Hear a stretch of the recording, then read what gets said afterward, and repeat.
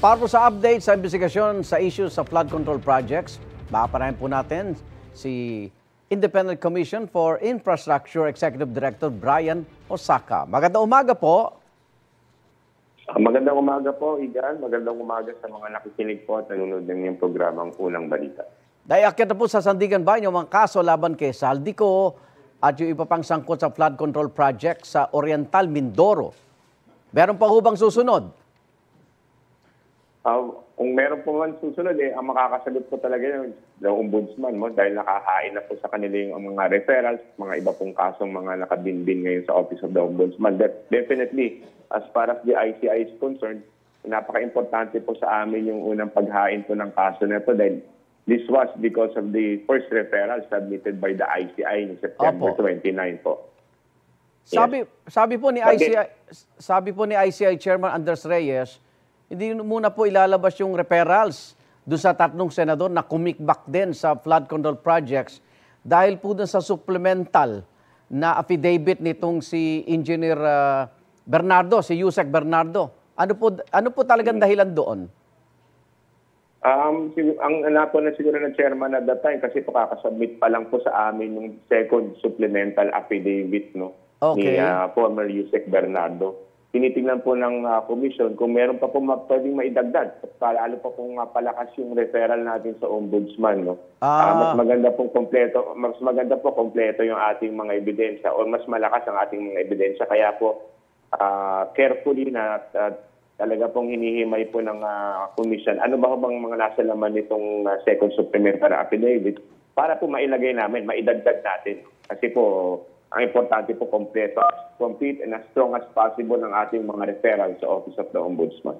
Pero yung naunang referrals kina Senador Jingo Estrada, Chis Escudero, Joel Villanueva, tuloy pa rin po yun?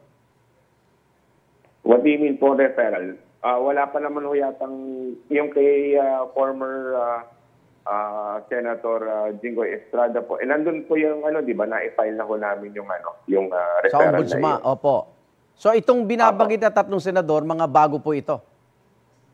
Hindi pa po namin pwedeng sabihin kung sino po yan. Okay. Dahil, ang procedure po ng ICI is once we refer or we recommend, provide and inform the public po. Para pong hindi po ma-preempt ang komisyon. Opo. Sa nagdaan pong kilos protesta ng Iglesia ni Cristo, nababanggit yung transparency, yung live stream ng ICI na hinihintay na po, ano na pong update doon?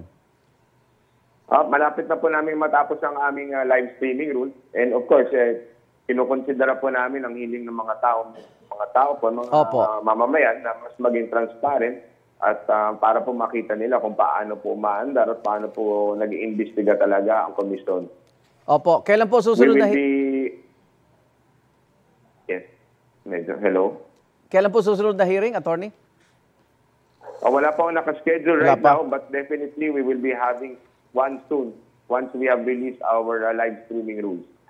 Ang ginagawa rin po ng commission before the scheduled hearings, sinasabihan naman po namin ng publiko through our media beat, ICI po, ano po ang susunod namin mga hearings. Pero sa takbo po ng ICI, mukhang mabilis na yung proseso ng mga pagrekomenda sa ombudsman? Ganun nga po, nagsusumikap po kami, especially po, lalo na po kung dadami pa yung aming staff. Dahil kahit paano po, magkakaroon na po tayo ng system at methodology and how to investigate and do our case build-up. Importante po yun kasi when we started from scratch, zero po, wala po kaming staff. Tapos yung aming pong proseso, inaayos pa po namin. Pero ngayon po, medyo kahit paano po, alam na po na namin paano to gagawin ng mabilisan. Maraming salamat, ICI Executive Director Brian Osaka. Ingat po. Maraming salamat po, Igan. Thank you. Igan, mauna ka sa mga balita, mag-subscribe na sa GMA Integrated News sa YouTube para sa iba't ibang ulat sa ating bansa.